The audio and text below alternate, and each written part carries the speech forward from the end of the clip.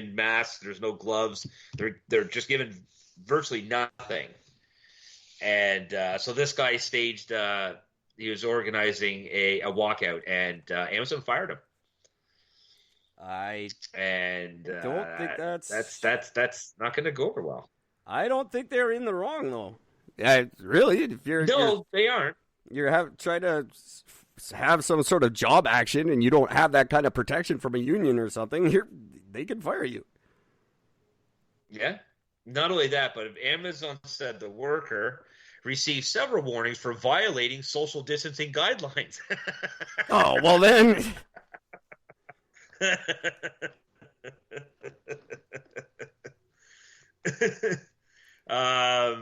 He showed up at the protest or to protest at the warehouse on Monday despite the order to remain home. Oh, so hang on. So this guy, he's actually been tested positive for the virus. Oh Jesus! Well, he showed up and he was. Don't understand. Yeah. So the more I'm reading this guy legit deserved to get fired and probably charged with terrorism. Fucking meatheads. Drive me crazy. Everybody just fucking figure it out. All I gotta say is, like you said, this is why they'll never tell us if aliens are real or not.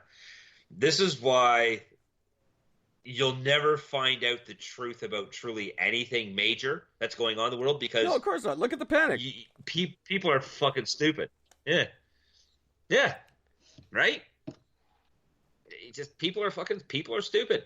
There's just no way in or about it. People, as a general, are fucking stupid. Well, people don't have to be. They just got to use their heads. Like I said in my little commentary, it's the lack of common sense. It just blows me away. Just use your brains and figure it out, and figure out that this doesn't end until the last one of us fucking does what we're supposed to do. Don't be that guy. Yeah. Don't be the one who drags it out and makes us all have to redo this in July. Yeah. Be a lot of people that guy will be killed if this goes on, whenever they let us out. Don't be that guy. Man. Just telling you guys. Don't. Because we'll figure it out. Me and Gord will mock you forever.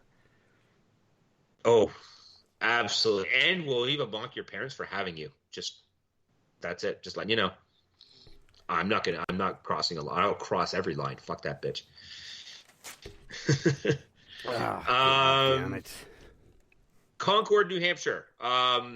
In June of last year, there was a pretty vicious crash, which involved a couple of motorcyclists, a pickup truck, a bunch of people. There's 7 motorcyclists died in this massive crash, and they have charged it turns out that one of the motorcyclists themselves is actually what caused it, where the guy was drunk and he drove into a pickup truck that caused the accident. I think I remember that. Yeah. The truck driver was initially charged with homicide initially through it, but now they're trying to say, well, hang on, I don't think it was all him. So after going through everything, they're going after one of the kids. Basically, they're nailing one of the kids that died. Well, good. There's people I have no sympathy for. If you're drinking and driving in this day and age, that's closer to terrorism than fucking coughing on fruit. Yeah. No, I agree. He directly killed 7 fucking people because of his fucking stupidity. On the same note, I see videos all the time of fucking motorcyclists like out on like highways doing like long-standing wheelies and doing shit on the highway. Are you fucking stupid? On a highway, of all places, this is where you're going to do some stunt driving, on a highway. You're not impressing anybody.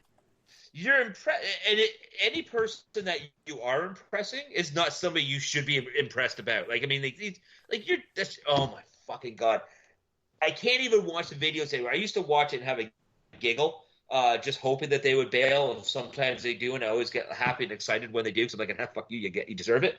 But it's become to the point of almost infuriating. Like, it's just, again, what is infuriating? And you know what? Hey, kids, hey, anyone under the age of 40, stop trying to make fucking videos of yourself all the time. Use your goddamn head. There's things that are more important in the world than your goddamn YouTube videos. You'll get away with more if you stop videotaping it. Why do you think I've never been to jail? I didn't videotape the shit I did, you idiots. But don't even do this stupid. Like, you don't need this video of you doing something epic. It's gonna last 5 minutes, and then no one's gonna give a shit. And you're putting lives at danger for this fucking. Like, it's. I hate how we've convinced young people that you gotta have this video. You gotta be an influencer. No, just fucking be normal. Pay your taxes. Don't kill people. Yeah. Yeah. It shouldn't. It shouldn't be all that difficult, but that's going to be my new message from. I'm going to go. Stop lying. Solve a problem. And don't kill anybody, for fuck's sakes. Whether it's with your COVID or your motorbike or your fucking assault rifle, I don't care. Stop killing each other for 5 minutes. There's plenty of shit that can kill us. We don't need to do it to each other. Yeah, we don't need the help. We really don't. So just stop. Please. For the love of anything. God.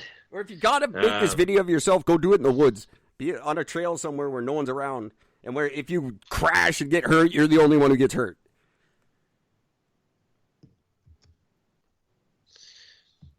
Yeah. Fully. Absolutely. For fuck's sakes. I fucking hate people so much. So there's that. Now, one thing that you will find interesting, TC Energy is to start building the Keystone XL pipeline after Alberta government invests $1.1 billion US. Jesus Christ. Into the pipeline. We already own the pipeline. My God, we already paid $12 billion for the goddamn thing. Why does Alberta have to kick in more? Just get it going. More. Yep.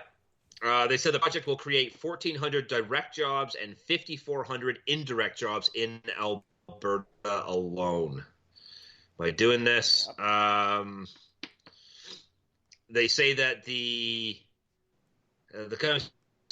Alberta has agreed to invest approximately $1.1 billion US in equity in the project, which substantially covers planned construction costs through the end of 2020. The remaining $6.9 billion US is expected to be funded through a combination of a $4.2 billion project level credit facility to be fully guaranteed by the Alberta government and $2.7 billion invested by TC Energy. Well, thank God they found an investor, and good for Alberta. This thing needs to go through quick. It should have went through 2 years ago. These people need to get back to work. It's like one of the richest areas in the world, and they're all fucking broke because they can't work. And they all want to be working. It's so stupid how long this has been held up. I've been bitching about it since day one on this fucking show. Yep. So that's pretty much what the podcast started for. Nothing should stand in the way of this.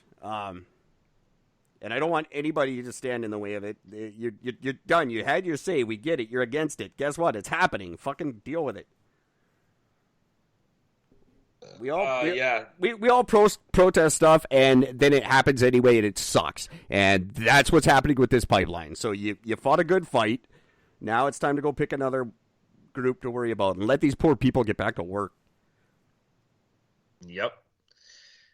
The almost 2,000-kilometer project will be able to carry 830,000 barrels of crude oil per day from Alberta to Nebraska.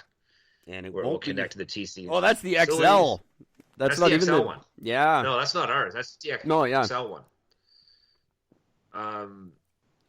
Shit. That should have went through 10 years ago. Right? They said that with pre-construction activities are underway. The pipeline is expected to enter service in 2023 by the time it actually gets up and running. Yeah, we fucked over a lot of Americans, too, because they finished their half of it, and then we fucked ours around. Yep.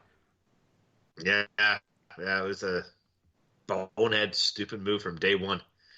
They are expecting it to net about $30 billion in tax and royalty revenues for provincial and federal coffers over the next 2 decades. Well, there you go. Just stop buying Saudi oil for a while. And get our shit up. Best of what we have. Over $6 a barrel. But meanwhile, right now, if you want it, buy it from me. I'll get $7 a barrel, no problem.